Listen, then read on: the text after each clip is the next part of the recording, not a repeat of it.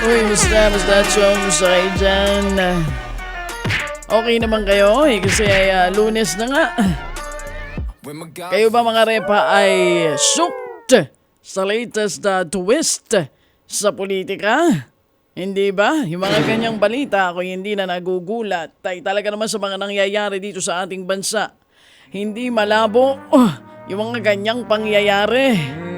Sige, boto pa kayo ng mga ganyang uri ng tao para talagang di na tayo makaalis sa ganitong klase ng sitwasyon. Pero ito nga, para sa mga hindi nakakaalam at kayo busy masyado kung hindi nyo po nalalaman, itong yung hearing na nangyayari dyan sa Kamara kung saan merong bigla ang bagong witness na lumabas at kung sino-sino ang idinadawit. Kasama sa mga idinadawit yung kapatid ni VP Sara na si Apolong. Kasama din yung kanyang asawa at hindi ba't nadamay na nga rin si Michael Yang.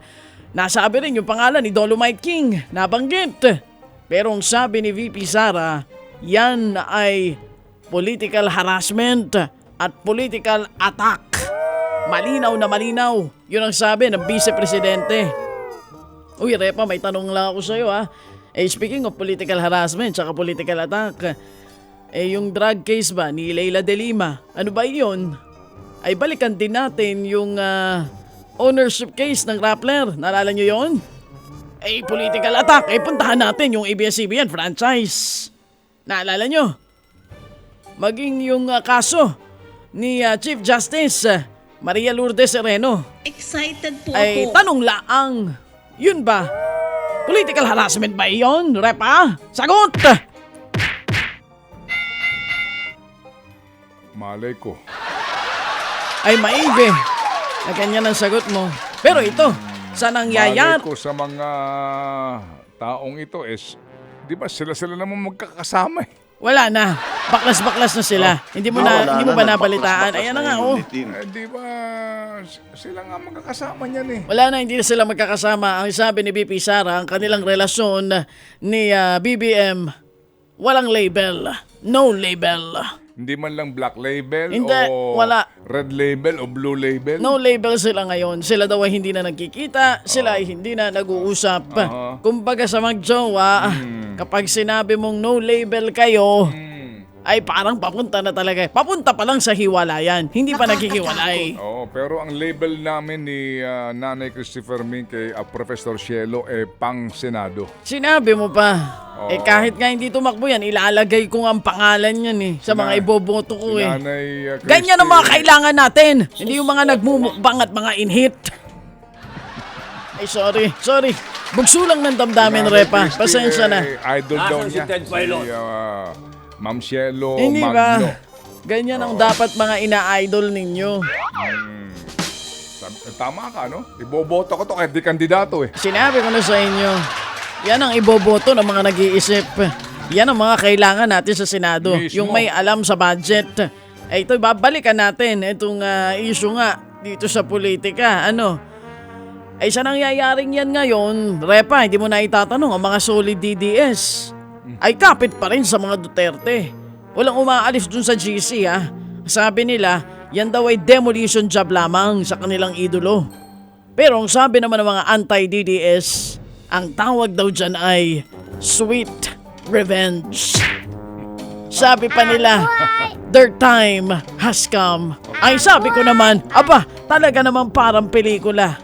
Kasi nga ang mga nangyayari ngayon ay nangyayari na noon.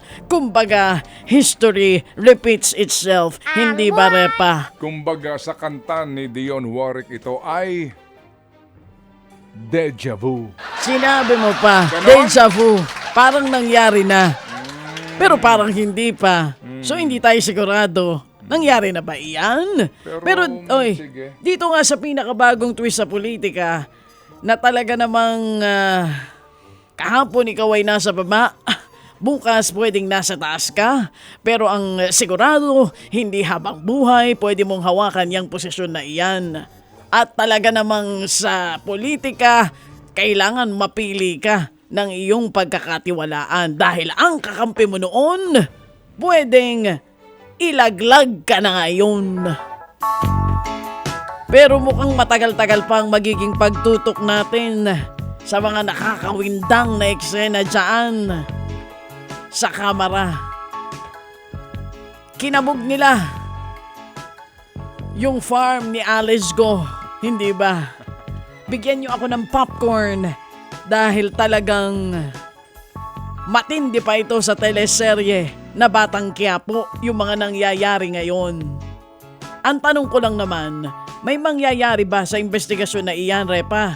O baka naman tama si VP Sara, puro lang yan politikahan. Maniniwala ako kung merong mapaparusahan na may kapangyarihan. Pero hanggat wala akong nakikitang naaaresto o di kaya nakakasuhan man lang, aba lahat ng ito ay isang malaking palabas lamang. Pero sa nangyayari ngayon sa bansa natin, alam mo bago ako matulog kagabi, ako'y nalungkot, Repa.